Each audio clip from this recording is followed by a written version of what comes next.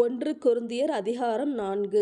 இப்படியாக எந்த மனுஷனும் எங்களை கிறிஸ்துவின் ஊழியக்காரனென்றும் தேவனுடைய இரகசியங்களின் உக்ரானக்காரனென்றும் எண்ணிக்கொள்ளக் கடவன்.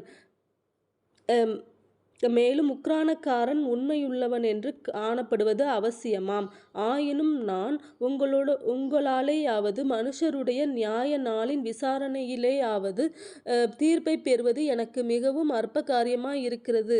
நானும் என்னை குறித்து தீர்ப்பு சொல்லுகிறதில்லை. என்னிடத்தில் நான் யாதொரு குற்றத்தையும் அறியேன். ஆகிலும் அதனாலே நான் நீதிமானாகிறதில்லை. என்னை நியாயம் விசாரிக்கிறவர் கர்த்தர். ஆனதால் கர்த்தர் வருமளவும் நீங்கள் காலத்துக்கு முன்னே யாதொன்றை குறித்தும் தீர்ப்பு சொல்லாதிருங்கள். இருளில் மறைந்திருக்கிறவைகளை அவர் வெளியரங்கமாக்கி இருதயங்களின் யோசனைகளையும் வெளிப்படுத்துவார். அப்பொழுது அவனவனுக்குரிய புகழ்ச்சி தேவனால் உண்டாகும். சகோதரரே, எழுதப்பட்டதற்கு மிஞ்சி என்ன வேண்டாமென்று நீங்கள் எங்களாலே கற்றுக்கொள்ளவும் ஒருவனும் ஒருவனின் மற்றொருவனுக்கு விரோதமாய் இருமாப்படையாதிருக்கவும் நான் உங்கள் நிமித்தம் என்னையும் அப்பொல்லோவையும் திருஷ்டாந்தமாக வைத்து இவைகளை எழுதினேன்.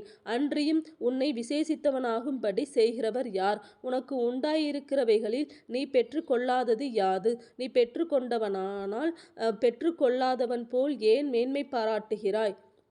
இப்பொழுது திருப்தி அடைந்திருக்கிறீர்களே, இப்பொழுது ஐசுவரியவான்களாய் இருக்கிறீர்களே, எங்களை எல்லாமல் ஆளுகிறீர்களே. நீங்கள் ஆளுகிறவர்களானால் நலமாயிருக்கும். அப்பொழுது உங்களுடனே கூட நாங்களும் ஆளுவோமே.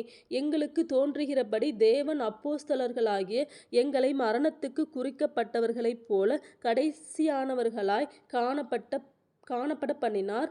நாங்கள் உலகத்துக்கும் தூதருக்கும் மனுஷருக்கும் வேடிக்கையானோம். நாங்கள் கிறிஸ்துவின் நிமித்தம் பைத்தியக்காரர், நீங்கள் கிறிஸ்துவில் புத்திசாலிகள். நாங்கள் பலவீனர், நீங்கள் பலவான்கள். நீங்கள் கனவான்கள், நாங்கள் கனவீனர். இந்நேரம் வரைக்கும் பசியுள்ளவர்களும் தாகமுள்ளவர்களும் நிர்வாணிகளும் குட்டுண்டவர்களும் தங்க இடமில்லாதவர்களுமாயிருக்கிறோம்.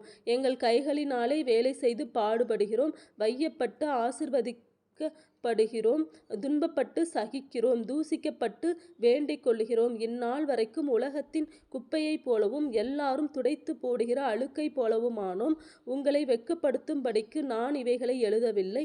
நீங்கள் எனக்கு பிரியமான பிள்ளைகளென்று உங்களுக்கு புத்தி சொல்லுகிறேன். கிறிஸ்துவுக்குள் 10,000 உபாத்தியாயர்கள் உங்களுக்கு இருந்தாலும் தகப்பன்மார் அநேகர் உங்களுக்கு இல்லையே. கிறிஸ்து இயேசுவுக்குள் சுவிசேஷத்தினால் நான் உங்களை பெற்றேன். ஆகையால் என்னை பின்பற்றுவர்களாகுங்களென்று உங்களுக்கு புத்தி சொல்லுகிறேன். இனிதினிமித்தமாக எனக்கு பிரியமும் கர்த்தருக்குள் உண்மையும் உள்ள என் குமாரனாகிய தீமோத்தேயுவை உங்களிடத்தில் அனுப்பினேன். நான் எங்கும் எந்த சபையிலும் போதித்து வருகிற பிரகாரம் கிறிஸ்துவுக்குள்ளான என் நடக்கைகளை அவன் உங்களுக்கு ஞாபகப்படுத்துவான். நான் உங்களிடத்திற்கு வருகிறதில்லை என்கிறதாக சிலர் இருமாப்படைந்திருக்கிறார்கள். ஆகிலும் கர்த்தருக்கு சித்தமானால் நான் சீக்கிரமாய் உங்களிடத்திற்கு வந்து இருமாப்படைந்திருக்கிறவர்களுடைய பேச்சையல்ல, அவர்களுடைய பலத்தையே அறிந்து கொள்ளுவேன். தேவனுடைய ராஜ்யம் பேச்சிலே அல்ல, பலத்திலே உண்டாயிருக்கிறது. உங்களுக்கு என்ன வேண்டும்? நான் பிரம்போடு உங்களிடத்தில் வரவேண்டுமோ அல்லது அன்போடும் சாந்தமுள்ள ஆவியோடும் வரவேண்டுமோ?